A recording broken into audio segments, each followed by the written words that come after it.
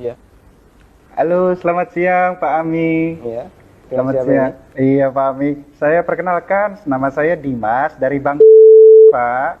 Ada apa Mas? Boleh minta waktunya 2 menit sebentar aja Pak. Saya ada kabar gembira buat Pak Ami. 2 menit ya? Iya, monggo. Begini Pak, ceritanya saya ingin menawarkan ada produk kami yang terbaru, Credit Card Platinum kami untuk Bapak. Kebetulan Bapak yang terpilih jadi calon nasabah kami. Cashback, melakukan pencairan dana tunai 30 juta, 2 hari Pak pencairannya. Gimana Pak? Bapak tertarik? Apalagi ini belum ada bebasan annual fee tahunannya Pak. Baik.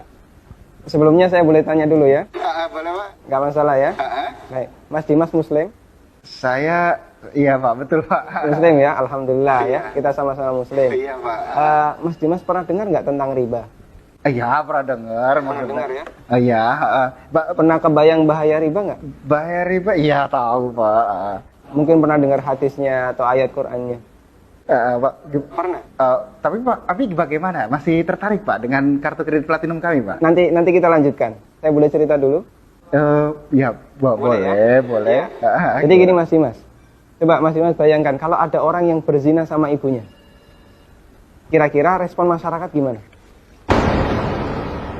Semua orang sepakat jelek ya. Gimana? Maksudnya gimana Pak? Kalau misalnya ada orang yang berzina sama ibunya, semua orang akan menganggap dia melakukan perbuatan yang maksiat. Ya bejat itu Pak. Wah, bejat sekali ya. Bejat Pak. Baik, kita sama-sama sepakat untuk itu. Iya. Begini, Nabi SAW menyebut bahwasanya riba itu ada 73 pintu. Pintu yang paling ringan, kata Nabi SAW, dosa riba itu seperti berzina sama ibunya, Mas. Itu nilai dosa riba yang paling ringan. Coba kalau Anda tadi tawarkan 30 juta, itu berapa nilai ribanya? Ya, tapi kan... Saya lanjutkan boleh? Iya. Ya, kita lanjutkan dulu ya. Iya. Saya sebutkan, ini ada beberapa fase kehidupan manusia. Orang yang makan riba semuanya mendapatkan azab dari Allah. Pertama, ketika di dunia, orang yang makan riba itu ditantang perang oleh Allah. Coba Mas bayangkan. Kata Allah Subhanahu wa taala, ya ayyuhalladzina amanu taqullaha wa dharu ma baqiya minar riba. Wahai orang yang beriman, bertakwalah kepada Allah dan tinggalkan semua bentuk riba. Fa in lam taf'alu fa'dzanu biharbi minallahi wa rasulih. Kalau kamu masih ngeyel, nggak mau meninggalkan riba, umumkan perang dengan Allah dan Rasulnya. Coba, kalau kita ditantang perang oleh Allah dan Rasulnya, kira-kira ada nggak peluang untuk menang? Nggak ada ya? Ampun Pak. Ini yang pertama.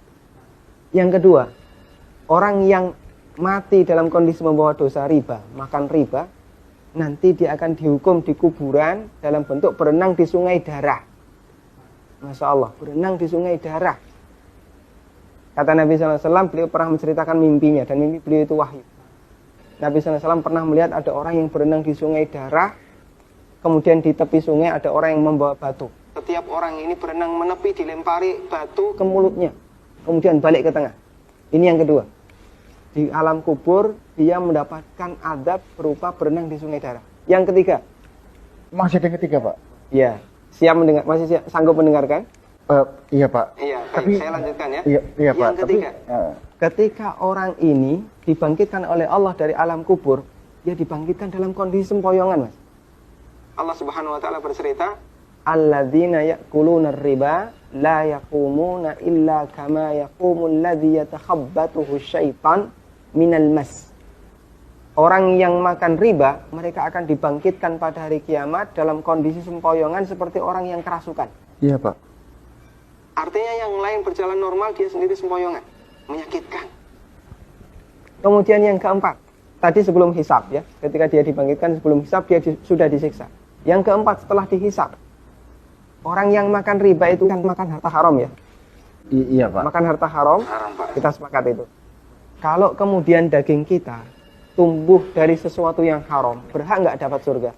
Enggak Pak. Layak nggak dapat surga? Enggak Pak. Sementara tempat di akhirat cuma ada 2 pilihan. Kalau nggak surga, neraka Pak. maka kata Nabi SAW, kullu lahmin nabata bin suhtin, setiap daging yang tumbuh dari sesuatu yang haram, kata beliau, annar aulabi.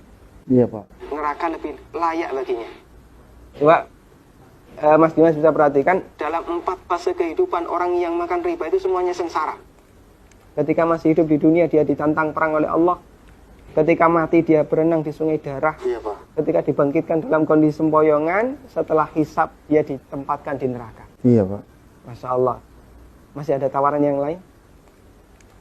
Ampun Pak. Masih dilanjutkan? Saya ampun Pak. Mas Dimas bisa renungkan Iya Pak. beberapa poin yang tadi saya sampaikan. Iya Pak. Nanti kalau misalnya ada sesuatu yang belum jelas, tidak masalah, hubungi saya lagi. Iya Pak. Kita akan lanjutkan diskusi tentang riba. Iya Pak. Bisa? Bisa Pak. Ya, terima kasih ya. Assalamualaikum. Waalaikumsalam.